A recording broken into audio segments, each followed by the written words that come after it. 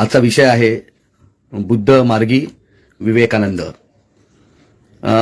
विवेकानंद यांचा जन्म 12 जानेवारी 1863 साली आताच्या कोलकाता अर्थात पश्चिम बंगालमध्ये झाला.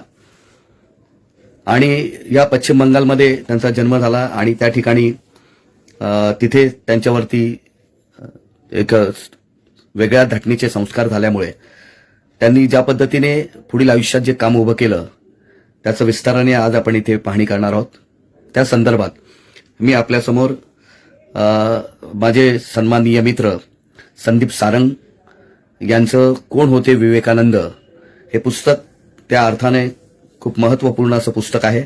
आणि त्या पुस्तकात ज्या पद्धतीने कोण आहे विवेकानंद याची विस्तृतपणे माहिती दिलेली आहे. तर त्याच अनुषंगाने मी आपल्यासमोर या प्रश्नाचं उत्तर आपल्यासमोर ठेवणार आहे. कोण आहे विवेकानंद? मी आता आपल्यासमोर ही जी मांडणी करत असताना आधी आपण नावापासून सुरुवात करणार आहोत, ज्यांना आपण ओळखतो. आणि आज उद्या जो युवा दिन साजरा होणार आहे, कारण ते अवघ्या 39व्या वर्षी त्यांचं निधन झालं. 1863 ते 1902 या अवघ्या 39 वर्षाचं आयुष्य त्यांना मिळालं. आणि त्या आयुष्यामध्ये त्यांनी जे भव्य दिव्य असं प्रबोधनाचं काम, लिटरेचरचं काम आपल्यासमोर ठेवलं. आणि म्हणूनच कदाचित बाबासाहेब आंबेडकरांचा आदर्श हे आपल्यासमोर विवेकानंद दिसतात.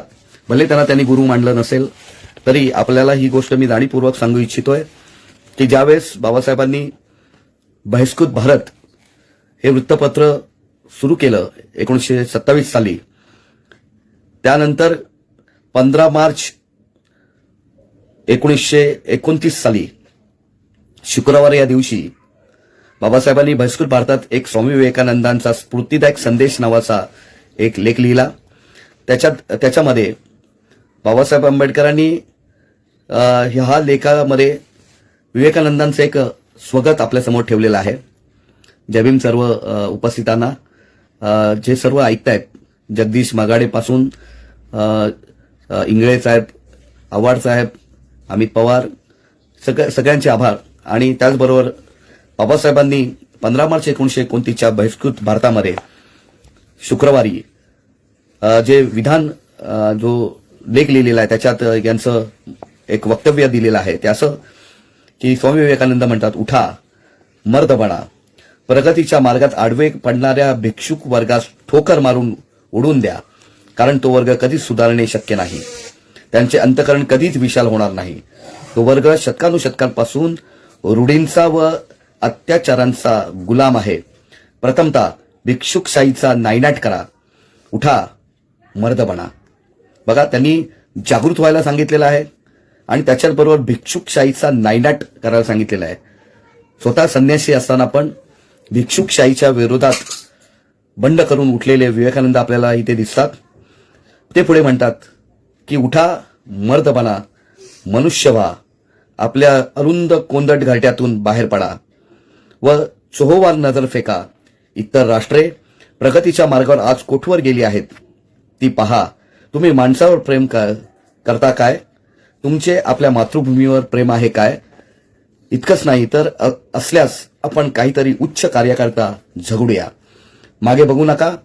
जरी तुमचे जिवलग ओरडत असले तरी मागे बघू नका, नेहमी पुढे बघा. हा संदेश बाबासाहेबांनी 1929ला आंबेडकरी चळवळीतील त्यावेळच्या समाजाला दिला. आणि पुढे बघण्याचा सल्ला देणारे सुधारक स्वामी विवेकानंद यांचे महत्त्व त्यावेळच्या लोकांना बाबासाहेब आंबेडकरांनी पटवून दिले 1929 साली.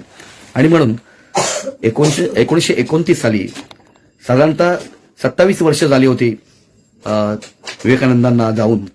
आणि विवेकानंदांचा हा संदेश, उठा, मर्द व्हा, मनुष्य बना आणि भिक्षुकशाहीचा नायनाट करा, हा जो संदेश घेऊन बाबासाहेबांनी बहिष्कृत भारतामध्ये हा लेख लिहिला. आणि त्या अर्थानं आता आपल्याला हे विवेकानंद आपल्याला समजून घ्यावे लागतील. आपल्याला विवेकानंद म्हटलं की आपल्यासमोर येते शिकागो परिषद, जी 11 सप्टेंबरला झाली. पण 11 सप्टेंबर हा दिवस आणखीन एका गोष्टीसाठी आपल्याला माहिती आहे ते आहे 11 सप्टेंबर याच दिवशी अमेरिकेमधील जो टॉवर्स आहेत ते लादेन आणि अफगाणिस्तानातील जे अतिरेकी संघटना होत्या त्यांनी जे ट्विन्स टॉवर होते त्याच्यावरती हल्ला केला होता 11 सप्टेंबरला. आणि म्हणून आपल्याला 11 सप्टेंबर म्हटलं की तो हल्ला लोकांच्या डोळ्यासमोर येतो, परंतु आपल्याला 11 सप्टेंबर म्हटलं की आपल्या डोळ्यासमोर येतं ते आलं पाहिजे ते आहे विवेकानंदांचं 11 सप्टेंबर मधलं वैश्विक बंधुता सांगणारं भाषण. आणि ते अतिशय गाजलं, त्याच्याबद्दल आपण विस्ताराने चर्चा करणार आहोत. त्याआधी मी आपल्यासमोर जाणीवपूर्वक स्वामी विवेकानंदांची पार्श्वभूमी आपल्यासमोर ठेवणार आहे. त्यातली पार्श्वभूमी मला तुम्हाला काय सांगायचं आहे की आजचा जो विषय आहे तो आहे बुद्ध मार्गी विवेकानंद. बुद्ध मार्गी विवेकानंद. आता लोक म्हणतील की हा विषय असा कसा काय निवडला? विवेकानंद खरोखर बुद्ध मार्गी होते का? आजपर्यंत आपल्याला पंतप्रधान नरेंद्र मोदींनी सांगितलेल्या विवेकानंद माहिती आहे, हिंदुत्ववादी संघटनांनी मांडलेला विवेकानंद माहिती आहे, परंतु आम्हाला बुद्ध मार्गी विवेकानंद माहिती नाही. मध्ये माझ्या वाचनामध्ये विवेकानंदांवरचं एक पुस्तक गेलं होतं, त्याचं टायटल होतं प्रबुद्ध विवेकानंद. आणि म्हणून आपण हे मुळातून हे नाव काय आहे, त्याचा अर्थ काय आहे, आणि विवेकानंद नरेंद्र दत्ताचं विवेकानंद कसे बनले याचा थोडक्यात आपण कारण मीमांसा आणि पूर्व इतिहास आपण समजून घेऊया. बंधूंनो, विवेकानंद यांचा जन्म मी मगाशी सांगितल्याप्रमाणे 12 जानेवारी 1863 साली कलकत्ता येथे झाला. त्यांच्या वडिलांचं नाव होतं विश्वनाथ बाबू दत्त आणि आईचं नाव होतं भुवनेश्वरी देवी. यांचा हे सुपुत्र, आणि त्यांना एकूण 10 मुलं झाली, त्यातले हे 6वे. सुरुवातीला आपल्याला पाहायला मिळते की विवेकानंदांचे अर्थात नरेंद्र दत्त, त्यांचं पाळण्यातलं नाव नरेंद्र आहे, नरेंद्र दत्त हे कायस्थ होते, म्हणजे सीकेपी. आणि ते कायस्थ असूनही त्यांचे जे आजोबा होते ते आजोबा दुर्गा प्रसाद दत्त यांनी हे स्वतः अटर्नी व्यवसायात होते आणि त्यांना पर्शियन आणि संस्कृत भाषा येत होती. आणि हे येत असताना पुढे त्यांनी संन्यास घेतला होता. त्यानंतर आपल्याला पाहायला मिळते की विवेकानंदांचे 2 बंधू महेंद्रनाथ आणि त्यांचे दुसरे बंधू भूपेंद्रनाथ या दोघांनीही अविवाहित राहिले होते. आणि त्यातले जे महेंद्रनाथ होते त्यांना 80 वर्षाचं आयुष्य लाभलं आणि भूपेंद्रनाथांना 81 वर्षाचं आयुष्य लाभलं, म्हणजे साधारणतः 80 वर्ष हे जगले. परंतु विवेकानंदच मात्र 39 वर्षाचं त्यांना फक्त आयुष्य लाभलं. पण आज विवेकानंदांची आपण त्यांच्या मृत्यूपश्चात 120 वर्ष झाली आणि त्यांच्या जन्माला आज 159 वर्ष झालेली असतानाही 150 वर्षाचा प्रदीर्घ कालखंड होऊनही आज आपण त्यांची आठवण काढतोय. त्याचं नेमकं कारण काय हे आपण आज समजून घेतलं पाहिजे. बंधूंनो, त्यातले भूपेंद्रनाथ हे जे आहेत त्यावेळेचा जो एम.एन. रॉय आणि जे कम्युनिझम बंगालमध्ये उभा राहिला, तर भूपेंद्रनाथ हे नरेंद्र दत्तांचे बंधू हे नंतर कम्युनिस्ट विचारसरणीचे झाले आणि युगांतर या मासिकाचे ते संपादक होते. आपण हे नीट समजून घेतलं पाहिजे. आणि त्याचबरोबर आपल्याला ही गोष्ट स्पष्टपणे जाणवते की विवेकानंदांचे म्हणजे अर्थात नरेंद्र दत्तचे जे वडील आहेत विश्वनाथ बाबू हे वकील होते. आणि हे वकील असताना त्या काळात त्यांच्यावरती जे संस्कार झालेले आहेत, विशेष करून वडिलांचे विश्वनाथ दत्तांचे, त्यांना संस्कृत खेरीज आणखीन 6 भाषा येत होत्या. संस्कृत, हिंदी, बंगाली, इंग्रजी, अरेबिक, पर्शियन, उर्दू अशा भाषा येत होत्या त्यांना. आणि ते सुधारक विचारांचे होते. त्यांच्याबरोबर भगवद्गीतेबरोबर बायबल, कुराण यांचे नित्य पठन त्यांच्या घरी होत होतं. म्हणून त्यांच्यावरती सर्व धर्मांचा समभाव असलेले विचारधाराचा त्यांच्या घरामध्ये परिपाक होत होता किंवा त्यांच्यावरती प्रभाव आपल्याला पाहायला मिळतोय. त्याबरोबरच आपल्याला त्या काळात विवेकानंदांच्या त्या पिढीवरती आपल्याला इस्लामिक संस्कृती, वाङ्मय, विचार पद्धती, इस्लाम पुरस्कृत समता आणि बंधुभाव याचाही प्रभाव आपल्याला काही अंशी पडलेला पाहायला मिळतो. याच दरम्यान काही कोर्टाच्या कामाच्या निमित्ताने सतत त्यांना फिरावे लागत होते त्यांच्या वडिलांना, आणि म्हणून समाजातल्या सर्वसामान्य लोकांमध्ये त्यांना मिसळता येत होतं. आणि त्यामुळे त्या काळातल्या लोकांच्या अंधश्रद्धा, अज्ञान याचा काय दुष्परिणाम झालेला आहे हे त्यांच्या वडिलांनी छोट्या नरेंद्रवरती त्याचे संस्कार आणि प्रतिबिंब उमटवलेलं आपल्याला पाहायला मिळतं. महत्वाची घटना आपल्यासमोर ठेवून मी पुढे जाणार आहे. ती घटना अशी की 1877 साली विश्वनाथ बाबूंनी मध्य प्रदेशातील रायपूर, ज्या राजधानीचं शहर आहे छत्तीसगडच्या, तर त्या रायपूर येथे आपल्या कुटुंब कबिला हलवला काही कामानिमित्ताने. तिथे ते 2 वर्ष राहिले. या काळात छोट्या विवेकानंदांना अर्थात नरेंद्र दत्तवरती वडिलांचा सलग सहवास लाभला आणि तिथे संस्कारांची बीजं पेरली गेली. या काळात त्यांच्या वडिलांनी बुद्धिनिष्ठ विचारांचा प्रभाव, त्या विचारांची पद्धती, त्यांचे बहुभाषिकत्व, बहुधार्मिक विचार, बहुवंशीय लोकांमध्ये सहज मिसळणे त्यांचे, आणि त्याचबरोबर या वातावरणाने त्यांना भारून टाकले आणि त्यांच्या युवक अवस्थेमध्ये, बाल्य अवस्थेवरती त्यांनी धर्म, जात, पंथ, वंश, गोत्र आणि त्याच्याच बरोबर त्या पलीकडे जाणारा व्यापक असा बुद्धिवादी दृष्टिकोन त्यांचा त्या बालवयात, अवघ्या वयाच्या 14व्या वर्षी त्यांच्यावरती हा परिणाम झालेला आपल्याला पाहायला मिळतोय. पारंपरिक धर्मभोळ्या समजुतीबद्दल, चालीरीतीबद्दल त्यांच्या मनात अनेक प्रश्न, अनेक शंका उपस्थित झाल्या. पुढे पुन्हा 2 वर्षांनी अर्थात 1879 साली दत्त कुटुंब पुन्हा कलकत्त्यात आले. आता नरेंद्र दत्त 16 वर्षाचा झाला होता. या 16व्या वर्षी या लहान वयातच त्यांच्या बुद्धीची चमक हळूहळू दिसू लागली होती. वडिलांच्या सलग 2 वर्षाच्या संवासामुळे त्यांची चिकित्सक बुद्धी विकसित झाली होती. कमालीची एकाग्रता, तल्लख स्मरणशक्ती आणि झोकून देऊन काम करण्याची त्यांची जी वृत्ती होती ती याच काळात विकसित झाली. वयाच्या अवघ्या 16व्या वर्षी आपल्याकडे मराठीत गाणं आहे, 16 वर्ष धोक्याचं बाई, 16 वर्ष धोक्याचं. परंतु आपल्याला हे इथे पाहायला मिळतं की हे धोक्याचं जे 16 वर्ष आहे त्या धोक्याच्या वयामध्ये विवेकानंद मात्र आपली पूर्वतयारी करत आहेत. व्यक्तिमत्व विकासाची, प्रभावी वक्तृत्व त्यांचं आणि अभ्यासाचा व्यासंग येथेच त्यांचा जडणघडण झालेली आपल्याला पाहायला मिळते. हे गुण प्रत्यास येणारे अनेक प्रसंग त्यांच्या चरित्रात याच काळात घडत गेलेले आपल्याला पाहायला मिळतात. आता आणखीन महत्वाची गोष्ट मी सांगून पुढे जाणार आहे. 1880 मध्ये मॅट्रिक पास होऊन त्यांचं कॉलेजमध्ये पदार्पण झालं.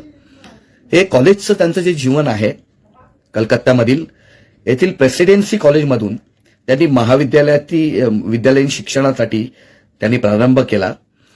काही स्कॉटिश चर्च कॉलेजमध्येही ते गेले. त्या दरम्यान त्यांनी स्वतःचं इंग्रजी, गणित, इतिहास, तर्कशास्त्र, मानसशास्त्र यांचं अध्ययन आपल्याला इथे केलेलं पाहायला मिळतं. विवेकानंदांच्या छोट्याशा आयुष्यामध्ये त्यांनी प्रचंड केलेलं अध्ययन, अभ्यास, आपल्याला त्यांची जी चिकाटी आहे ती चिकाटी एका महापुरुषाला जडणघडण करणारी आपल्याला इथे पाहायला मिळते. म्हणून आजच्या युवा तरुणांना ही चिकाटी समजून घ्यायची असेल, त्यांचा विचार काय होता हे समजून घ्यायचं असेल तर विवेकानंदांचं चरित्र वाचणं फार आवश्यक आहे. आणि यासाठी मी तुम्हाला कोण होते विवेकानंद हे एक सुंदर पुस्तक असं आमचे मित्र संदीप सारंग यांनी लिहिलेलं आहे. ते आपण आवर्जून वाचलं पाहिजे आणि ते आपल्याला विवेकानंदांची खरी ओळख करून देणारे आहे. म्हणून आपल्यासमोर हे मी गोष्ट जाणीवपूर्वक ठेवतोय. याच काळामध्ये त्याला वाचनाची प्रचंड आवड निर्माण झाली. याच्यामध्ये त्यांनी इंग्रजी साहित्य मोठ्या प्रमाणात वाचलेलं आपल्याला पाहायला मिळतं. त्याच्यामध्ये शेक्सपियर आहे, वर्ड्सवर्थ आहे, मिल्टन आहे, बायरन आहे, कार्लाइल आहे, इमर्सन आहे, Jules Verne, Gibbon, Green, Elias, Plato, Kant, Hegel, Hume, Spencer, असंख्य त्यातले काही तत्वज्ञानाची पुस्तकं, इंग्रजी साहित्य याने आपलं अस्खलित इंग्रजी त्यांनी निष्णांत इंग्रजीमध्ये ते निष्णांत बनले. आणि त्याच काळात त्यांनी कवी, कादंबरीकार असो, समाजशास्त्रज्ञ असो, राज्यशास्त्रज्ञ असो, इतिहास, विज्ञान यांची सगळी जडणघडण त्यांनी अभ्यासली. इथेच त्यांची जडणघडण झाली. याचबरोबर याच विद्यालयीन काळामध्ये त्यांनी वेद, उपनिषदे, रामायण, महाभारत, पुराण, भगवद्गीता, याचबरोबर कुराण, बायबल, त्रिपिटक बौद्ध त्रिपिटक, जातकथांसह बौद्ध धर्मग्रंथ वाचून काढले. यांचं वाचन केलं, मनन चिंतन केलं आणि मग त्यांचं एक धारणा त्यांची बनली. समाज, संस्कृती, इतिहास, विज्ञान, धर्म यांच्याकडे पाहण्याची सखोल आणि चौकस दृष्टी बनलेली आपल्याला पाहायला मिळते. या दरम्यान त्यांचं करिअर कशात करायचे हे प्रश्नचिन्ह त्यांच्यासमोर उभं राहिलं. अवघ्या 20-22 वर्षाचे तरुण नरेंद्र दत्त याच्यासमोर आपण आता नेमकं काय करायला पाहिजे. वडिलांचाच व्यवसाय पुढे कंटिन्यू वकिलीचा करायचा, आणखीन काय करायचं. अभ्यास तर खूप चांगली बैठक झाली होती, आता पुढे काय करायचं हा त्यांच्यासमोर प्रश्न होता.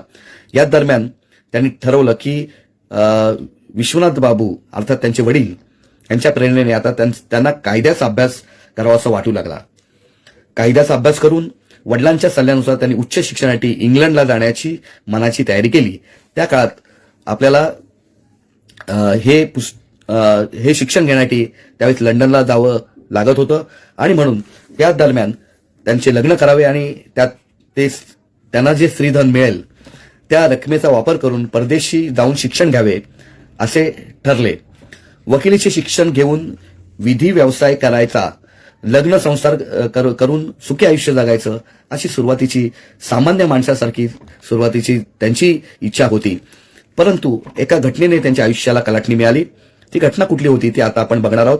असे डोळ्यासमोर स्वप्न तरळून जात असताना वडिलांच्या आयुष्याचा हाच पॅटर्न होता की आपल्या मुलाने नरेंद्र दत्तने आपला वकिली व्यवसाय करून उच्च शिक्षण घेऊन आपला चरितार्थ भागवा आणि लग्न करून कुटुंब कबिला सांभाळावा. परंतु तोच त्या वयातील विवेकानंदासमोरचा त्यांच्या वडिलांनी दिलेला आदर्श होता. या दरम्यान एक गोष्ट त्यांच्या जीवनात आली, ती आहे फ्री मेसन. हे एक संस्थेचं ते सभासदत्व त्यांनी घेतलं. ही संस्था त्यांच्या जीवनावरती एक परिणाम टाकणारी ठरली, कारण या संस्थेमध्ये जे लोक होते ते उदारमतवादी, मानवतावादी विचारांची आणि परंतु उच्चभ्रू सुखवस्तू मंडळींची संघटना होती. आणि त्या काळातला कलकत्त्यातला इलिट क्लास हा सगळा त्याचा सभासद होता. त्याचाही इनडायरेक्टली प्रभाव त्यांच्यावरती पडलेला आपल्याला पाहायला मिळतो. आणि त्यानंतर त्यांच्यावरती तो प्रभाव पडला, दुसऱ्या संघटनेचा, तो आहे ब्रह्मो समाज. आता आपल्याला सगळ्यांना माहिती आहे की ब्रह्मो समाजाची स्थापना ही 1828 साली त्यावेळेस ब्रह्मो समाजाचे संस्थापक राजाराम मोहन रॉय यांनी केली, जे कलकत्त्यामधले पहिले समाजसुधारक म्हणून ओळखले जातात. परंतु त्या ब्रह्मो समाजाने त्या काळात धर्म सुधारणा, अनिष्ट रूढी परंपरांचा नकार, एकेश्वर सबका मालिक एकच ईश्वर असल्याचा पुरस्कार केला, मूर्तीपूजेला फाटा दिला. आणि हा जो विचार होता तो विचार नरेंद्र दत्तला त्या काळात भावला. ही साधारणतः घटना आहे 1881-82च्या दरम्यान. या चळवळीत आले त्यावेळेस जर नवीन नेतृत्व आलं ब्रह्मो समाजाचं, ते होतं केशवचंद्र सेन. म्हणजे अर्थात राजाराम मोहन रॉय नंतर ब्रह्मो समाजाची धुरा केशवचंद्र सेन ह्या कायस्थ असलेल्या पण आक्रमक सुधारणावादी असलेल्या या ब्राह्मणेतर नेत्याकडे आलं. आणि ह्या संघटनेच्या प्रमुखपदी अब्राह्मण असल्यामुळे या चळवळीने अनेक ब्राह्मण त्यांच्यावरती नाराज होते. आणि हे नाराज असताना त्यात केशवचंद्र हे धडाक्यात ब्राह्मणांच्या विरोधात कृती कार्यक्रम आखू लागले. समाजात नंतर हळूहळू होतील बदल, मात्र सुरुवातीला किमान चळवळीच्या कार्यकर्त्यांनी तरी आंतरजातीय विवाह घडून आणावेत. म्हणजे ज्या पद्धतीने महाराष्ट्रात सत्यशोधक समाजाने काम केलं तसंच काम आपल्याला त्या काळात केशवचंद्र सेन यांनी बंगालमध्ये, विशेष करून कलकत्ता आणि आजूबाजूच्या परिसरात केलेलं पाहायला मिळते. नित्याच्या धार्मिक विधींना त्यांनी फाटा द्यावा. जानवी घालू नये, जानवे जे घातलं जातं ब्राह्मणांनी ते घालू नये असं ब्राह्मण समाजाला त्यांनी कार्यक्रम आखून दिला. जातीभेद मोडावेत अशा तऱ्हेची त्यांनी मांडणी करायला सुरुवात केली. आणि त्यामुळे स्वतः पुढाकार घेऊन काही आंतरजातीय विवाह त्यांनी घडून आणले. या केशवचंद्र सेनांचा नरेंद्र दत्तवरती प्रचंड मोठा प्रभाव पडलेला आपल्याला पाहायला मिळतो. आता आपल्याला ही गोष्ट स्पष्टपणे जाणवते की केशवचंद्रांच्या या नेतृत्वाखाली प्रागतिक ब्राह्मो समाज अस्तित्वात आला आणि ब्राह्मणांनी त्यांना विरोध केल्यामुळे ब्राह्मो समाजाचे दोन भाग झाले. एक ब्राह्मो समाज आणि दुसरा प्रागतिक ब्राह्मसमाज. हा जो प्रागतिक ब्राह्मसमाज म्हणजे एका अर्थाने बंगालमधील ही ब्राह्मणेतर चळवळच होती, जशी आपल्या महाराष्ट्रामध्ये सत्यशोधक चळवळ सुरू झालेली आपल्याला पाहायला मिळते. समकालीन बंगालमध्ये अशा पद्धतीने हे काम चालू होतं. विवेकानंद आजच्या दिवशी समजून घेणं का आवश्यक आहे, विशेष करून आंबेडकर चळवळीला विवेकानंद का समजून घेतले पाहिजेत. मी माझ्या भाषणाची सुरुवात करतानाच बहिष्कृत भारतातील बाबासाहेबांचा जो अग्रलेख, जो उठा मर्दबणा आणि माणूसबणा आणि भिक्षुकशाहीचा नायनाट करा, हा जो संदेश बाबासाहेबांनी इथल्या बहिष्कृत तरुणांना दिला, त्या संदेशाने मी सुरुवात करून मी आपल्यासमोर पुढे हा विषय यासाठी घेऊन आलेलो आहे की जसे बाबासाहेब बुद्ध मार्गी झाले आणि बाबासाहेबांनी बुद्ध स्वीकारला, तसं आपल्याला विवेकानंद हे खऱ्या अर्थानं कोण होते याचं पुढे स्पष्टीकरण मी आपल्यासमोर अतिशय विस्ताराने आणि पुराव्यानिशी गोष्ट मी जाणीवपूर्वक सांगू इच्छितोय.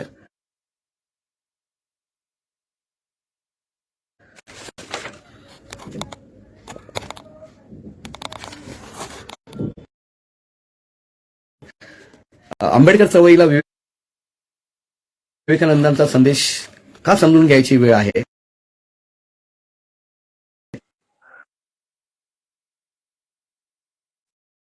तर चळवळीने की ह्या विवेकानंदांचे आंबेडकरी युवकांना अशी कुठली प्रेरणा मिळू शकते, तर आपण हे नीट समजून घेतल्यावर आपल्याला हे कळतं की विवेकानंद यांच्यावरती जो केशवचंद्रचा जो प्रभाव होता, या दरम्यान त्यांच्या आयुष्यात एक अतिशय महत्वाची घटना घडली.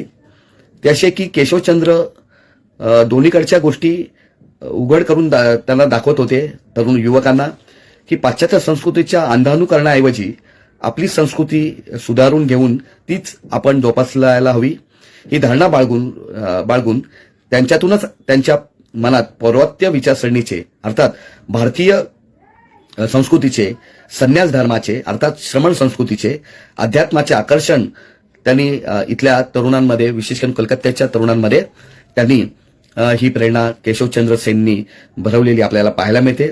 या दरम्यान त्यांच्या जीवनात रामकृष्ण परमहंस यांचा प्रवेश झालेला आपल्याला पाहायला मिळतो. रामकृष्ण परमहंस यांच्यामुळे विवेकानंदांचं आध्यात्मिक क्षेत्रात पदार्पण झालं हे जरी सत्य असलं तरी रामकृष्ण परमहंस कोलकाता येथून अगदी जवळ असलेल्या दक्षिणेश्वरांच्या मंदिरात राहत असत. आता ही घटना कॉलेजच्या जीवनातली आहे नरेंद्र दत्ताच्या, आणि त्याच्या जीवनात ही कलाटणी देणारी घटना ठरली. ती घटना आपण समजून घेऊन पुढे जाणार आहोत. विवेकानंदाची आणि त्यांची पहिली भेट याच दरम्यान डिसेंबर 1881 म्हणजे 1881 डिसेंबरमध्ये झाली. ही भेट होण्यास निमित्त काय घडले ते एका ख्रिश्चन कवीची इंग्रजी कविता. ख्रिश्चन कवी असलेल्या कवीची इंग्रजी कविता कुठली ती आपण नीट समजून घेतली पाहिजे. एकदा कॉलेजमध्ये असताना एके दिवशी कॉलेजचे नेहमीचे इंग्रजीचे प्राध्यापक आले नाहीत.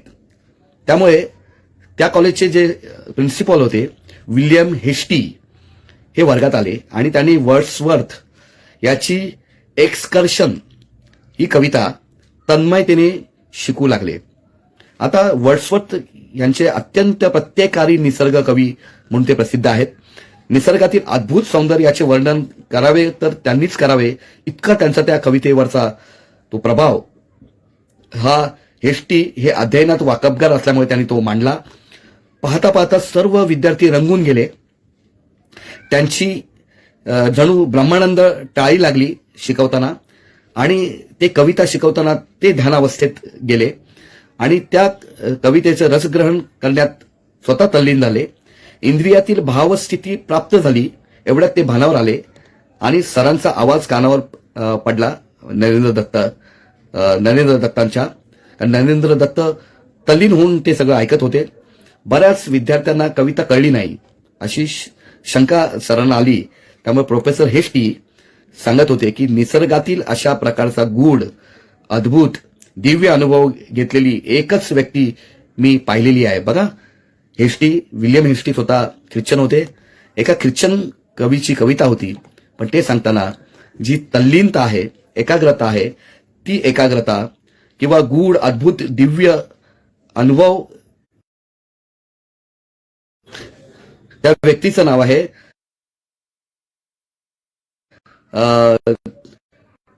रामकृष्ण परमहंस. रामकृष्ण परमहंसचं नाव घेतल्याबरोबर तुम्ही त्यांना भेटलात तर तुम्हाला ते लगेच समजून येईल. तर हे पहिल्यांदा त्यांनी आपल्या प्रिन्सिपलकडनं, विल्यम हेस्टिंगकडनं हे नाव ऐकलं आणि हे ऐकल्यानंतर तेव्हा ते 18 वर्षाचे होते. झालं, ठरलं की आता आपण परमानंदांना भेटायचं, परमहंसांना भेटायचं, आणि ते निघाले. परंतु त्यांना ही गोष्ट कळली की त्यांच्या शेजारी राहत असलेल्या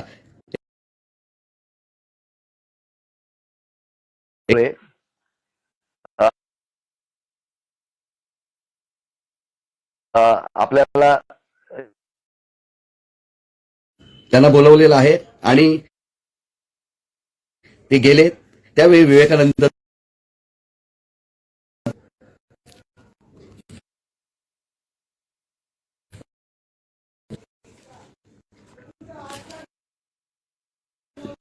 मुख्य कार्यक्रमामध्ये त्यावेळेस नरेंद्र दत्तने काही भक्तीपर भजन म्हटले. हे भजन ऐकून रामकृष्ण परमहंस प्रभावित झाले. त्यांनी त्यावेळेस नरेंद्र दत्ताला बोलून घेतलं आणि म्हणाले, बाळ एकदा दक्षिणेश्वरीला ये.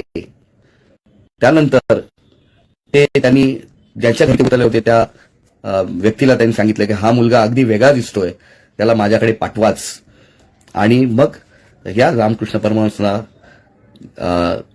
अर्थात नरेंद्र दत्त भेटायला गेले, अधीरपणे भेटायला गेले. आणि इतके दिवस कुठे होतास असा प्रश्न परमहंसांनी त्यांना विचारला. असा प्रश्न त्यांनी ओठातल्या ओठात पुटपुटला. आपल्याला एक असामान्य शिष्य मिळालेला आहे ही जाणीव त्यांना झाली. आणि त्याचबरोबर त्यांचे समाधान त्यांच्या चेहऱ्यावर विलसत होते की माझा नंतर माझा वारस मला सापडलेला आहे याची जाणीव परमहंसांना झाली. त्यांनी मात्र तिथे नरेंद्र दत्त तटस्थ होते, अजून त्यांचा काही निर्णय झाला नव्हता. तिथे असलेल्या वैराग्यपूर्ण वातावरणाने त्यांच्या मनावर जो खोल परिणाम झाला आणि मनात संन्यासी जीवनाविषयीची ओढ त्यांच्या मनात तयार झाली. त्यांच्यातला बुद्ध जागा झाला, श्रमण जागा झाला. आणि अर्थात घरी आल्यानंतर दैनंदिन जीवनात वास्तवाला सामोरे जाणे भाग पडले. त्याच दरम्यान कॉलेज सुरू झाले, अभ्यास चालू होता. ब्रह्मो समाजाच्या उपक्रमात ते सहभागी झाले होते. अधूनमधून भविष्यकाळाचा विचार ते करत होते, भावी सुखी आयुष्याची स्वप्न पाहत होते.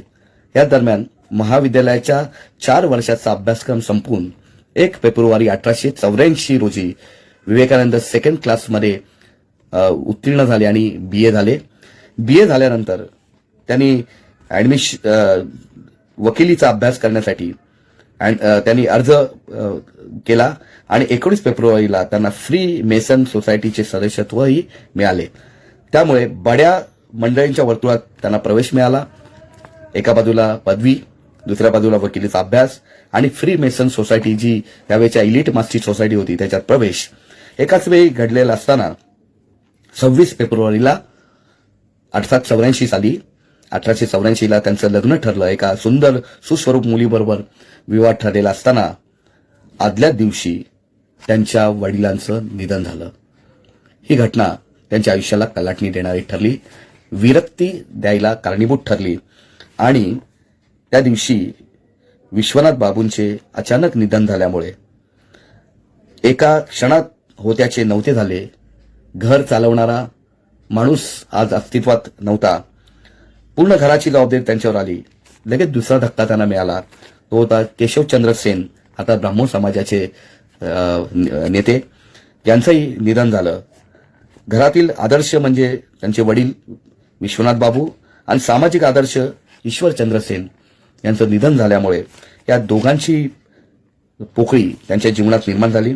अचानक झालेल्या या दुहेरी आघाताने नरेंद्र दत्त अतिशय हादरून गेला आणि त्याने ठरवलं की आता पुढे काय करायचं. कौटुंबिक आघाडीवर आर्थिक विपन्नावस्था आणि त्याचवेळी केशवचंद्र सेनांच्या आकस्मिक निधनाने सामाजिक जीवनात प्रचंड मोठी पोकळी निर्माण झाली. मोठं प्रश्नचिन्ह त्यांच्या समोर होतं, आता पुढे काय करायचं. त्यानंतर अवघ्या 2च वर्षात पुढे 16 ऑगस्ट 1886 रोजी रामकृष्ण परमहंसांचं निधन झालं. पुन्हा तिसरी घटना. त्यांच्याशी विवेकानंदांचे आत्मीयतेचे नाते नुकतेच कुठे निर्माण झाले होते. तिघांचे अकाली गेल्यामुळे विवेकानंद पूर्णपणे एकाकी झाले. नरेंद्र दत्त पूर्णपणे एकांगी झाल्यानंतर आता पुढे काय करायचं, याच दरम्यान आपल्याला पाहायला मिळते की नरेंद्र दत्त विचार करत होता. त्या विचार करताना त्याच्या जीवनावरती 4 घटनांचा स्पष्टपणे परिणाम आपल्याला जाणवतो. त्यातली पहिली घटना आहे बालपणी कुटुंबात झालेल्या उदारमतवादी संस्कारांचा, तसेच महाविद्यालयीन जीवनामध्ये त्यांनी जो देशी विदेशी तत्वज्ञ, विचारवंत, साहित्यिकांचा जो प्रचंड अभ्यास केला होता, त्याचा एक त्याच्यावरती युवा अवस्थेत परिणाम झाला होता. दुसरा ब्रह्मो समाज आणि केशवचंद्र सेन यांचा प्रभाव. तिसरा रामकृष्ण परमहंस यांच्या सहवासाचा प्रभाव आणि त्यांच्या आश्रमातील अध्यात्मपूर्ण वास्तव्याचा त्यांच्यावरती प्रभाव होता. आणि चौथा जो प्रभाव त्यांच्यावरती पडला होता, तो चौथा प्रभाव आहे त्यांच्या आयुष्यात महत्वपूर्ण आणि निर्णायक भूमिका निभावणारी ही चौथी बाब होती, गौतम बुद्धाचा विचार. आपण भारताला विवेकानंदांवरती जो बुद्धाचा प्रभाव आहे हे मात्र माहीत नाही. ती माहिती करून देण्यासाठी आज आपण हा विषय बुद्ध मार्गी विवेकानंद हा आपण निवडलेला आहे. आणि म्हणून याची चर्चा, जो चौथा टप्प्याची चर्चा आपण आता अधिक गतीने करणार आहोत. पदवीधर होण्याच्या काळात 4 गोष्टींचा प्रभाव आपण त्यात पाहिला. त्यात गौतम बुद्धाचा प्रभावाचा जो चौथा कोण आहे तो अधिक महत्वाचा आहे. शिक्षण चालू असताना गौतम बुद्धाच्या विचारांशी त्यांचा लगाव झाला, इतका की त्यामुळेच ते अंतर्बाह्य घुसळून ढळून निघाले. त्यांनी एका ठिकाणी असं म्हटलंय की ते बुद्धाला आपले ईश्वर, आपले सर्वोच्च गुरु मानत होते. ते एका ठिकाणी म्हणतात, भगवान बुद्ध माझे इष्ट दैवत आहेत, माझे परमेश्वर आहेत. त्यांनी ईश्वरवादाचा उपदेश केला नाही, ते स्वतःच ईश्वर होते, हा माझा दृढ विश्वास आहे. या शब्दात त्यांनी बुद्धाबद्दलच्या आपल्या परम श्रद्धेचा भावना त्यांनी व्यक्त केलेल्या आहेत. हे अगदी युवा अवस्थेत, सुरुवातीच्या अवस्थेत त्यांनी हे भाव बुद्धाबद्दल प्रकट केलेले आहेत. नेमकं हेच आजचे विवेकानंदना गुरु मानणारे, विवेकानंदाला मानणारे लोक सोयीस्कर दृष्ट्या टाळतात. म्हणून आपण बाबासाहेबांनी सांगितलेलं विवेकानंद बुद्ध मार्गी विवेकानंद आपण लोकांना समजून सांगण्याची आवश्यकता आहे. पुढे ते असं म्हणतात की बुद्धाच्या चरित्रात एक विशेष आकर्षण शक्ती आहे. मला त्यांचे चरित्र नेहमीच आवडत आलेले आहे. अन्य कोणाच्याही चरित्रापेक्षा त्यांच्या चरित्राविषयी मला अधिक आदर आहे. भारतात अनेक आदर्श आहेत, परंतु विवेकानंदांचा आदर्श मात्र बुद्ध आहे, हे स्वतः ते सांगतात. त्यांचे ते धैर्य, त्यांचा तो निर्भयपणा आणि त्यांचे ते अमर्याद प्रेम, ते मानवांच्या कल्याणासाठी जन्मले होते. इतर लोक स्वतःसाठी ईश्वराचा किंवा सत्याचा शोध करतात, पण त्यांनी मात्र लोक दुःखात आहेत म्हणून सत्याचा शोध घेतला, स्वतःसाठी नाही. लोक दुःखात आहेत म्हणून सत्य शोधण्यासाठी ते बाहेर पडले. लोकांना कसे सहाय्य करावे हीच काय ती त्यांना चिंता होती, आणि त्या चिंतेच्या माध्यमातून ते या दृष्टीने बाहेर पडले. त्यांच्यावरती मराठीत ज्यांनी पुस्तक लिहिलं ते वसंत पोद्दार यांनी योद्धा संन्यासी, आता संन्यासी कधी योद्धा असू शकत नाही, त्यांनी वॉरियर योद्धा म्हटलंय, संन्यासी योद्धा. आता त्याच्यामध्ये त्यावेळेस बालपणापासून गौतम बुद्धांचा, नरेंद्रचा आदर्श कसा होता, प्रेम व परोपकार करणारा गौतम बुद्ध नरेंद्रचं सर्वस्व होता, हे त्या पुस्तकात मांडलेलं आहे. आणि पुढे ते म्हणतात की श्री रामकृष्णांचं शिष्यत्व पत्करल्यावरही गुरुबंधूंना तासनतास हिरिरीनं बुद्ध महिमा सांगणं हा नरेंद्रचा छंद होता. म्हणजे जरी ते शिष्य होते परमहंसांचे, परंतु परमहंसां गेल्यानंतर त्यांच्या मठामध्ये आपल्या शिष्यांना ते तासनतास बुद्धाचा महिमा सांगत राहायचे.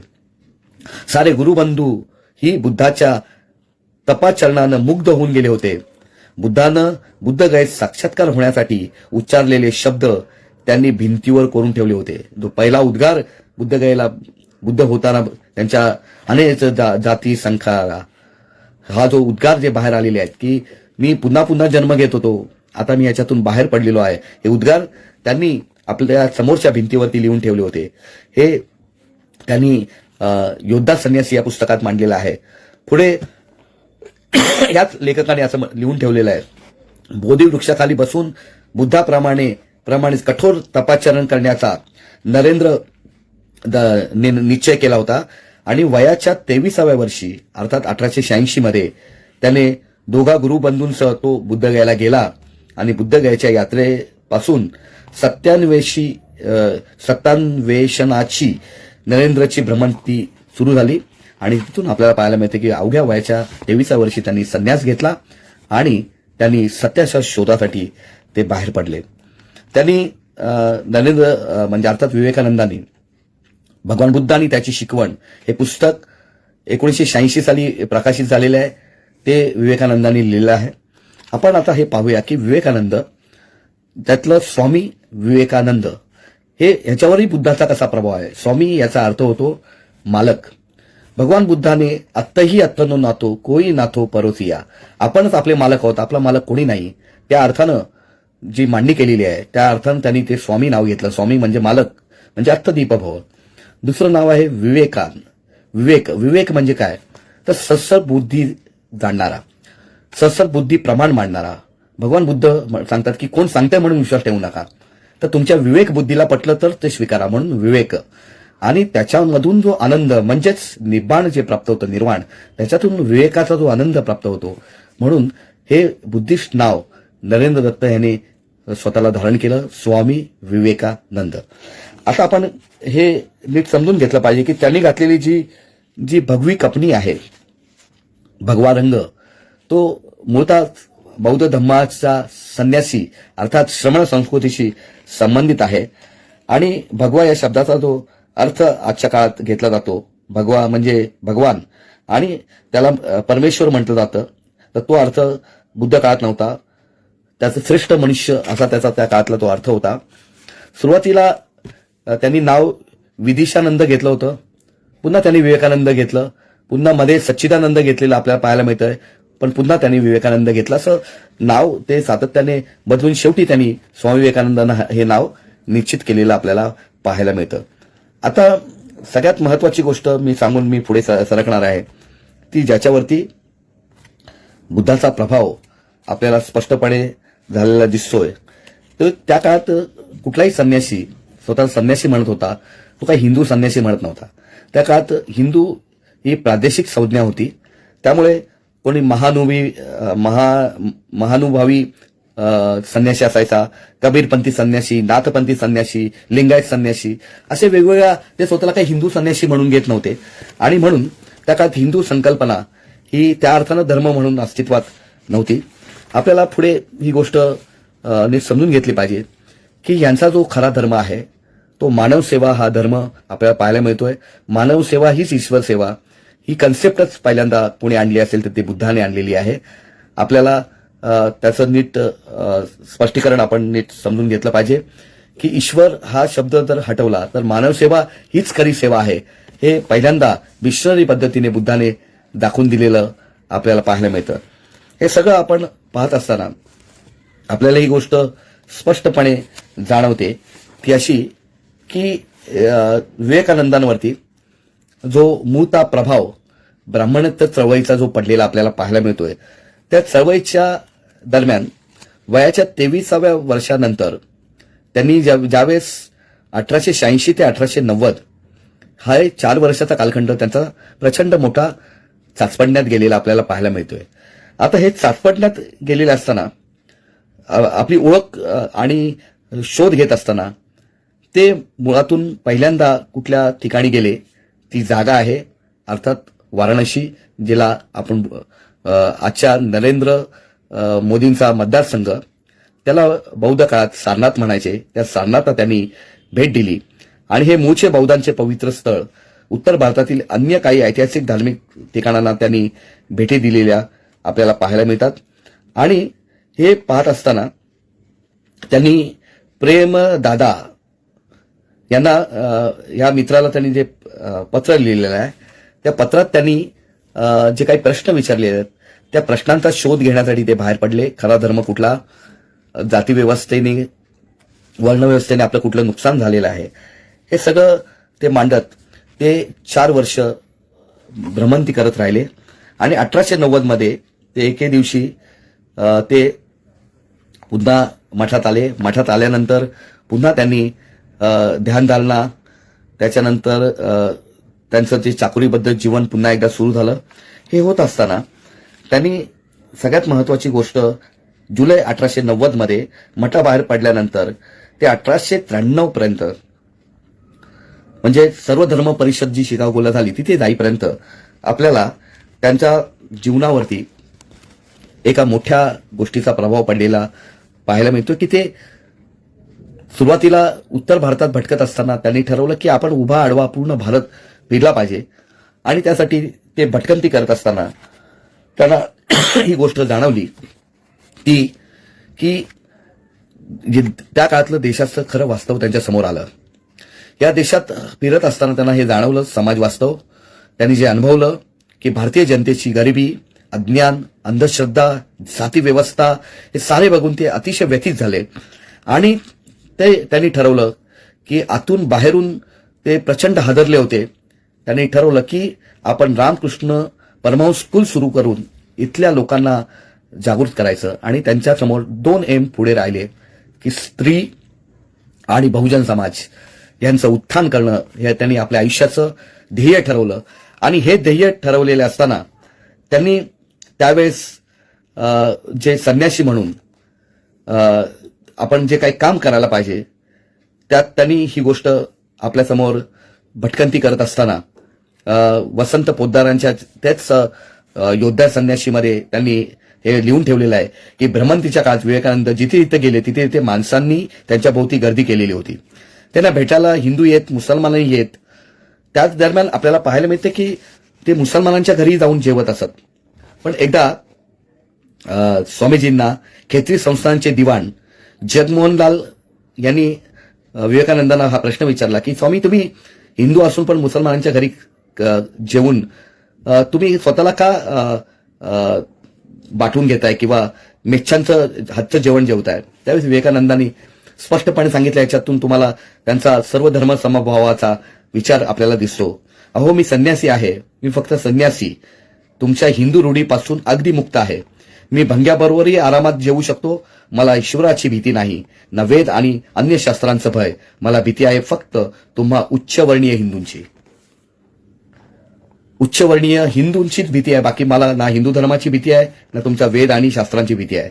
या दरम्यान आपल्याला पाहायला मिळतं की स्वामींनी अर्थात त्यावेळेस ते फिरत फिरत मुंबईत आले. मुंबईत आल्यावर नंतर 22 ऑगस्ट 1892 रोजी हरिभाई देसाई यांना पाठवलेल्या पत्रात त्यांनी हे स्पष्टपणे म्हटलंय, खाणं पिणं स्नान करणं यासाठी ते लोकभ्रमांचं गाठोडं म्हणजे आपला धर्म आहे. आणि अप्रामाणिक आणि ढोंगी पुरोहित जे शिकवतील, जी लटपटपंची करतील तोच धर्म हिंदू धर्म. कलियुगात ब्राह्मणांच्या रूपाने अवतरलेल्या या राक्षसांच्या हातून देवच काय या देशाचे रक्षण करो, देवच या देशाचं रक्षण करो असं ते म्हणत. त्या दरम्यान त्यांनी कानेरी लेणीला 1892ला भेट दिली आणि बौद्ध गुंफात जाऊन त्यांनी त्या ठिकाणी त्यांचा शोध घेतला आणि तिथे ध्यान केलेलं आपल्याला पाहायला मिळतंय. त्या दरम्यान ते भटकत असताना त्यांनी आपल्या जीवनासमोर मी मगाशी सांगितल्याप्रमाणे त्यांनी 2 टार्गेट ठेवले होते. एक, स्त्रियांचं उत्थान करणं आणि बहुजन समाजाला शिक्षित बनवणं. यासाठी चॅरिटी करण्यासाठी पैसा लागेल, तो पैसा कुठून आणायचा? त्या दरम्यान त्यांना असं कळलं की जे पाश्चिमात्य देश आहेत, विशेष करून इंग्लंड, अमेरिका, हे मोठ्या प्रमाणात चॅरिटीसाठी पैसा देतात. तेव्हा त्यांनी ठरवलं की आपण तिकडे गेलं पाहिजे. हे भटकत असताना त्यांच्या कानावरती 1893 साली घडणाऱ्या सर्व धर्म समभाव या परिषदेची त्यांना कुणकुण लागली आणि त्यांनी ठरवलं की आपण अमेरिकेमध्ये गेलं पाहिजे. अमेरिकेत जाण्यासाठी जेव्हा त्यांनी तयारी केली त्यावेळेस पैशाची फार मोठी चणचण होती. या चणचणीसाठी त्यांना काय करायचं, पैसा कसा जमा करायचा, त्यांनी मित्रांना आव्हान केलं आणि हळूहळू पैसे जमा व्हायला लागले. सुरुवातीला मद्रासचे त्यांचे मित्र अळासिंग पेरुमल यांनी आर्थिक निधी जमा करण्यासाठी त्यांना मदत केली. आणि त्यानंतर बघा, सगळ्यात महत्वाची गोष्ट आहे, हैदराबादच्या निजामाचे मेहुणे नवाब बहादूर सर खुर्शीद जहा यांनी सुद्धा अमेरिकेत जाण्यासाठी विवेकानंद आर्थिक मदत केली. बघा, हिंदूंचे प्रतिनिधी म्हणून तिकडे जाणार आहेत, त्यांना मुसलमान आर्थिक मदत करतात. गाठीशी 9-10 हजार रुपये जमा झाल्यानंतर विवेकानंद जायला निघाले. थोडीशी खेत्रीच्या महाराजांनी पण त्यांना 3,000ची त्याच्यात मदत केली. आता पैसा गाठीशी आला. आता दुसरा प्रश्न त्यांच्या समोर होता की विवेकानंद कायस्थ असल्यामुळे कुठलीही हिंदू संघटना त्यांना हिंदूंचे प्रतिनिधी म्हणून सर्टिफिकेट द्यायला तयार नव्हते, कारण ते कुठल्याच हिंदू वैदिक संस्थेचे सभासद नव्हते. म्हणून त्यांना कोणीही आमचे हिंदूंचे प्रतिनिधी म्हणून सर्टिफाईड करायला तयार नव्हतं. त्याचं मूळ कारण होतं की ते स्वतः कायस्थ असल्यामुळे, ते ब्राह्मण नसल्यामुळे त्यांना कोणी सर्टिफिकेट देईना. विदाऊट सर्टिफिकेट ते जायला निघाले. आणि ते निघालेले असताना ही जी परिषद होती, ती परिषद आपण नीट समजून घेतलं पाहिजे. ती कशासाठी जी परिषद होती, तर ही परिषद होती तिथे अमेरिकेमध्ये. ती होती 1492 साली. कोलंबस अमेरिकेत आल्यामुळे 1892ला त्याला 400 वर्ष पूर्ण झाली होती. या कोलंबसच्या आगमनामुळे मूळचे अमेरिकन असलेले रेड इंडियन्स, त्यांच्या ठिकाणी इंग्लंड, युरोप खंडातील मोठ्या प्रमाणातील लोक तिथे गेले. त्यांनी तिथे गेल्यानंतर 15व्या शतकानंतर मोठ्या प्रमाणात तिथे अमेरिकेचा विकास झाला आणि तिथे ती औद्योगिक नगरी झाली. त्याची आठवण करून देण्यासाठी 400 वर्षाच्या इतिहासाचा स्मृती दिन त्यांनी साजरा करायचं ठरवलं. ही शिकागो परिषद, शिकागो ही अमेरिकेची सांस्कृतिक राजधानी असल्यामुळे या शिकागो परिषदेमध्ये हा आनंदोत्सव साजरा करण्याचं ठरवलं गेलं. 700 एकरामध्ये भव्य दिव्य तिथे सांस्कृतिक कार्यक्रम, सामाजिक कार्यक्रम, तिथे औद्योगिक प्रदर्शन, व्यापार, अर्थशास्त्र, राजकारण, कायदा, संगीत याच्या वेगवेगळ्या परिषदा झाल्या. परंतु धार्मिक परिषद झाली नव्हती. ही धार्मिक परिषद घेण्यासाठी त्यावेळी चार्ल्स कॅरोल बॉनी यांच्या नेतृत्वाखाली सर्व धर्म परिषद भरवण्याचं ठरवलं. त्या काळात जगभरात 10 पेक्षा जास्त असलेल्या धर्मांचा प्रतिनिधींना बोलवण्याचं ठरलं. बॉनी यांनी जगभरातील सर्व देशातील धर्मांना त्याने एक पत्र पाठवलं होतं. याच्यातून आपल्याला त्याचा अजेंडा स्पष्टपणे दिसतो. तो अजेंडा असा की त्या पत्रात त्यांनी स्पष्टपणे सांगितलं की ही धर्म परिषद, सर्व धर्म परिषद का आयोजित केलेली आहे, तर तिथल्या येणाऱ्या परिषदेत येणाऱ्या लोकांनी या अजेंडावरती भाषण केलं पाहिजे. धर्माची चर्चा करणे म्हणजे धर्माची चिकित्सा करणे आले आणि हे बायबलच्या विरुद्ध आहे म्हणून चर्चशी संबंधित सनातनी मंडळींनी सुरुवातीला ही कल्पना उडवून लावली. परंतु अमेरिकेतील उदारमतवादी मंडळींच्या दबावामुळे ही त्यांना माघार घ्यावी लागली आणि सर्व धर्म परिषदेचा मार्ग त्या काळात मोकळा झाला. या परिषदेला काय अजेंडा होता ते आपल्यासमोर मी विवेकानंदांची जी शिकागो परिषद आहे ते आपल्यासमोर ठेवणार आहे. त्यात ते म्हणतात की तुमच्या धर्माचे इतर धर्माहून वेगळे असे महत्वाचे वैशिष्ट्य काय ते सांगा. एका धर्माला इतरांकडून काय घेता येईल याचा शोध घ्या. त्याचबरोबर श्रम, संपत्ती, दारिद्र्य, शिक्षण, व्यसनमुक्ती या आजच्या समस्या सोडवण्याच्या दृष्टीने तुमचा धर्म काय मार्ग सुचवितो हे समजावून द्या आणि जगात शांतता नांदावी म्हणून सर्व राष्ट्रांना बंधू भावाच्या पातळीवर एकत्र आणण्यासाठी सर्व धर्म काय करू शकतात याबाबत मार्गदर्शन करा. यासाठी जगभरातील लोक गेले होते. भारतातूनही विविध लोक तिथे गेलेले आपल्याला पाहायला मिळतात. तिथे जे लोक गेले होते त्याच्यामध्ये आपल्याला भारतातून थिओसॉफिकल सोसायटीच्या वतीने डॉक्टर एनी बेझंट गेल्या होत्या. त्याच्याबरोबर ज्ञानचंद्र चक्रवर्ती हेही गेले होते. ब्रह्मो समाजाचे प्रतापचंद्र मजुमदार गेले होते आणि नगरकर गेले होते. हिंदू धर्माचा कोणी प्रतिनिधी तिथे आपल्याला दिसत नव्हता. जैन धर्माचे वीरचंद गांधी होते आणि बौद्ध धर्माचे अनागारिक धर्मपाल इथे गेले होते. विवेकानंदांची फक्त अनागारिक धर्मपालांशीच कलकत्त्यामध्ये भेट झाल्यामुळे ओळख होती आणि याच अनागारिक धर्मपालांनी विवेकानंदांवरती बौद्ध धर्माचा प्रभाव आणि मैत्रीपूर्ण बंधुता त्यांनी मैत्री तिथे झाली होती आणि त्यांच्यामुळेच विवेकानंदांना बोलण्याची संधी तिथे उपलब्ध झाली. परंतु या परिषदेमध्ये विवेकानंदांनी मूळतः 6 भाषणं केली.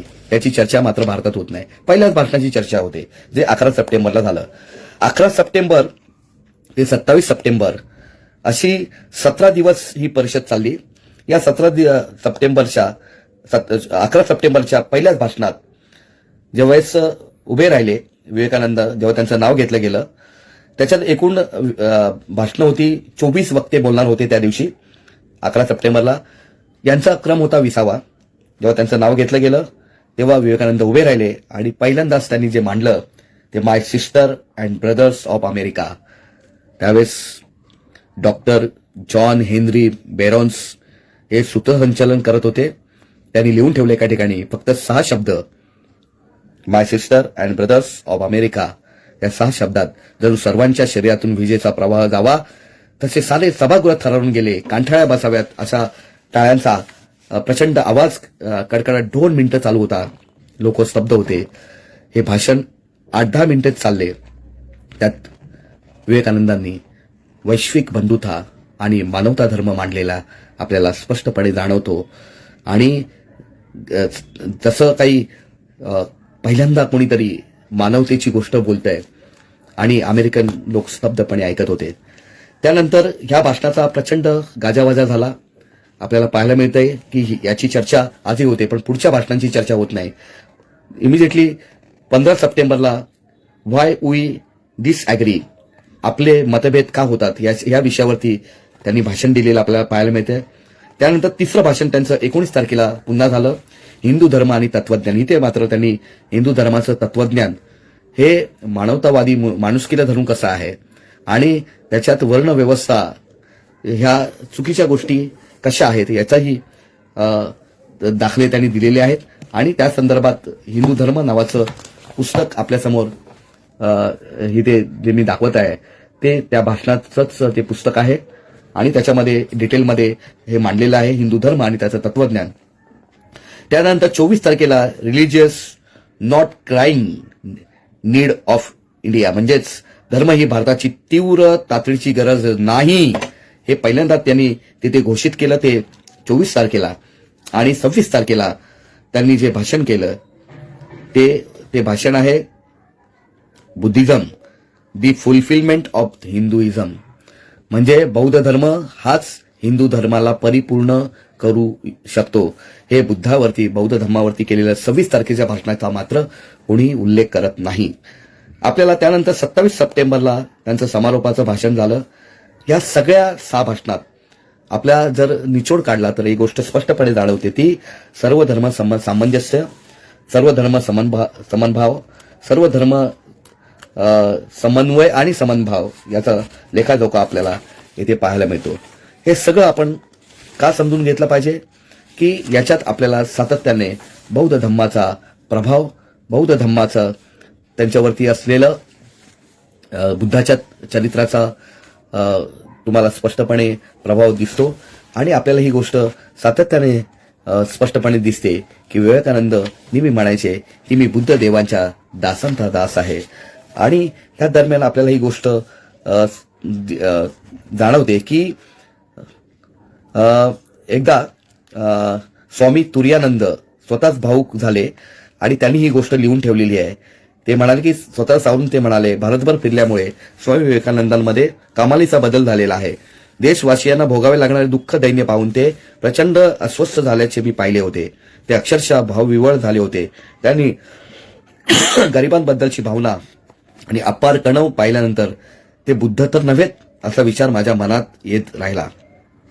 आपल्याला हे सातत्याने हे जाणवतं की त्यांच्यावरती जो बुद्धाचा प्रभाव आहे, ते जेव्हा प्रवासाला निघाले त्यावेळेस श्रीलंका, हाँगकाँग, चीन, जपान, कॅनडा, अमेरिकेचा प्रवास करत असताना ते सातत्याने बुद्ध विहारांना भेटी देत राहिले, भेट देत होते. त्यानंतर आपल्याला पाहायला मिळतं की ते चायना मार्गे जेव्हा भारतात आले तेव्हा त्यांनी बुद्धगयाला भेट दिली. तिथेच त्यांनी परिव्रजा घेतलेली पाहायला मिळते. आणि परिव्रजा घेत असताना भिक्षू म्हणून त्यांचा जो फोटो आहे तो त्यांच्याच परमहंस म्हणजे रामकृष्ण मठाने प्रकाशित केलेल्या त्यांच्या एका अल्बममध्ये हा फोटो आपल्याला स्पष्टपणे पाहायला मिळतो. आपण हे नीट समजून घेतलं पाहिजे की विवेकानंदांवरती सातत्याने बौद्ध धम्माचा जो प्रभाव आहे त्या प्रभावातून त्यांनी पुढे ही गोष्ट स्पष्टपणे सांगितली की मी बुद्ध देवांच्या दासांचा दास आहे. आणि हा दासांचा दास असलेला हा विवेकानंद आपली हे स्पष्टपणे हा विचार लोकांसमोर मांडताना बौद्ध तत्वज्ञान लोकांना सांगण्यासाठी ते अमेरिकेत गेले होते. आणि त्यांनी जी मानवता सांगितलेली आहे त्या मानवतेवरती आपल्याला बौद्ध धम्माचा प्रचंड प्रभाव आपल्याला स्पष्टपणे जाणवताना दिसतो. मी हे तुम्हाला का सांगत आहे, हे ह्याचे ठायी ठायी पुरावे त्यांच्याच मठाने प्रकाशित केलेल्या पुस्तकात आपल्याला हे स्पष्टपणे दिसतं. पुढे 1896 साली त्यांनी जे वृत्तपत्र सुरू केलं त्याचं नाव प्रबुद्ध भारत होते. तुम्हाला हे ऐकायला आश्चर्य वाटेल, त्याला आता 125 वर्ष झाली. त्या निमित्ताने विवेकानंदांवरती बोलताना प्रत्यक्ष नरेंद्र मोदी म्हणालेले आहेत की प्रबुद्ध भारत निर्माण करणं हे विवेकानंदांचं स्वप्न होतं, जागृत भारत निर्माण करणं हे विवेकानंदांचं स्वप्न होतं. मला असं वाटतं की 1896ला बाबासाहेब 5 वर्षाचे होते, त्यावेळेस प्रबुद्ध भारत हे वृत्तपत्र नंतर 1902ला जेव्हा त्यांचा मृत्यू झाला 39व्या वर्षी, त्यानंतरही प्रबुद्ध भारत चालत राहिलं आणि नंतर ते बंद झालं. त्यानंतर बाबासाहेबांनी 1956 साली प्रबुद्ध भारत सुरू केलं. ते 60 वर्ष झाल्यानंतर जेव्हा प्रबुद्ध भारत 1896ला विवेकानंदांनी सुरू केलं, तेच प्रबुद्ध भारत 60व्या वर्षी अर्थात 1956ला बाबासाहेबांनी सुरू केलेलं आपल्याला पाहायला मिळतंय. मी ही गोष्ट आपल्यासमोर ठळकपणे त्यांच्या 159व्या वर्षाच्या निमित्ताने आपल्यासमोर देत आहे. ते स्पष्टपणे म्हणाले होते, लक्षात ठेवा, जगातला पहिला मिशनरी कोण होता तर तो बुद्ध आहे, ज्याने अर्धी दुनिया आपल्या वैचारिक ताकदीने प्रेरित केली, रक्ताचा एक थेंबही न सांडवता मतपरिवर्तन केले. त्याचं नाव आहे गौतम बुद्ध. आणि म्हणून ते पुढे म्हणाले अमेरिकेमध्ये की I have a message to the west as a Buddha had a message to the east. अर्थात बुद्धाने जो संदेश पौर्वात्य देशांना दिला तो संदेश पाश्चात्य देशांना देण्यासाठी मी इथे आलेलो आहे. जी शिकागो परिषद गाजली त्याला कारण विवेकानंद होते. त्याच शिकागो परिषद ते म्हणाले की बुद्धाने पूर्वात्य देशांना जो संदेश दिलेला आहे तो पाश्चिमात्य देशांना देण्यासाठी, ती बंधुता देण्यासाठी मी इथे आलेलो आहे. हा बुद्धाचा आणि Buddhism the fulfilment of Hinduism हे जे त्यांचं जे भाषण आहे ते आवर्जून भारतीयांनी वाचावं. त्यात बुद्धाबद्दल त्यांच्या असलेल्या भावना, बुद्धाबद्दल असलेलं त्यांचं प्रेम आपल्याला हे स्पष्टपणे जाणवतं. आणि म्हणून डिसेंबरमध्ये विवेकानंद इंग्लंडहून पुन्हा अमेरिकेत परतले. त्याच वेळेस त्यांनी सारा बर्नहार्ट या विख्यात अभिनेत्रीने गौतम बुद्धाच्या जीवनावर एक नाटक बसवले होते. ते नाटकही त्यांनी पाहिले. मला तुम्हाला हे सांगायचं आहे की आज विवेकानंद ज्या पद्धतीने आपल्यासमोर मांडले जातात ते विवेकानंद हिंदुत्ववादी विवेकानंद, ते विवेकानंद हिंदू धर्माचे समर्थक म्हणून मानले जातात. परंतु तेच विवेकानंद म्हणतात की भिक्षुकशाहीचा नायनाट करा. तेच विवेकानंद म्हणतात की वर्णव्यवस्था नष्ट करा. आता ती वेळ आलेली आहे की ब्राह्मणांनी या देशावर राज्य केलं, क्षत्रियांनी राज्य केलं, पण आता आधुनिक काळात वेळ आलेली आहे की शूद्रांच्या हातात राज्य व्यवस्था द्या, त्यांच्या हातात राज्यव्यवस्थेचे सत्ता केंद्र द्या. मग बघा हा देश कसा विकसित होतो. हे विवेकानंदांनी मांडलं आणि म्हणून विवेकानंदांचा हा विचार आपण पुढे घेऊन गेलं पाहिजे. त्यांनी इंग्लंड येथील मुक्कामातून 7 जून 1896 रोजी भगिनी निवेदिता यांना एक पत्र पाठवलं. त्या पत्रात त्यांनी जो संदेश दिलेला आहे तो संदेशच महत्वाचा संदेश आहे. ते म्हणतात, या जगातील सर्व दुःखाचे कारण म्हणजे अज्ञानच होय, दुसरे काही नाही. हे मला सूर्यप्रकाशा इतके स्पष्ट दिसत आहे. या अज्ञानाच्या निवारणासाठी पृथ्वीवरील खऱ्या पराक्रमी आणि सर्वश्रेष्ठ लोकांना बहुजन हिताय, बहुजन सुखाय म्हणत आत्मबलिदान करावेच लागेल. त्यासाठी अंतःकरणात अनंत प्रेम आणि दया असलेले शेकडो बुद्ध आज हवे आहेत. शेकडो बुद्ध आज हवे आहेत असं विवेकानंद म्हणतात. म्हणून आज बुद्ध मार्गी विवेकानंद आपल्यासमोर मांडत असताना त्यांच्या 159व्या जयंतीच्या निमित्ताने आता उद्या तो जन्मदिवस आपण साजरा करणार आहोत. पुढचं वर्ष हे त्यांचे 160वं जन्मदिनाचं आहे. विवेकानंदांचा संदेश बाबासाहेबांनी बहिष्कृत भारतात दिला आणि त्याला त्यांचं जे वृत्तपत्र होतं प्रबुद्ध भारत, तेच बाबासाहेबांनी शेवटचं जे त्यांचं प्रबुद्ध भारत जी दिशा आहे प्रबुद्ध भारताची, ती बाबासाहेबांनी मार्गक्रमण केलेली आपल्याला पाहायला मिळते. संदीप सारंग यांचं जे पुस्तक आहे कोण होते विवेकानंद, त्याचं एकमेव उत्तर आहे प्रबुद्ध होते विवेकानंद.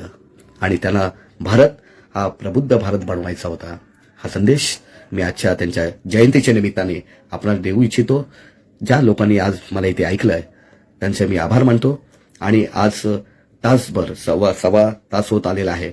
आपण मला शांतपणे ऐकलं त्याबद्दल आपले आभार. याच्यावरती विस्ताराने अधिक प्रमाणात अभ्यास करून त्याची मांडणी झाली पाहिजे. विवेकानंद असतील, जे कृष्णमूर्ती असतील आणि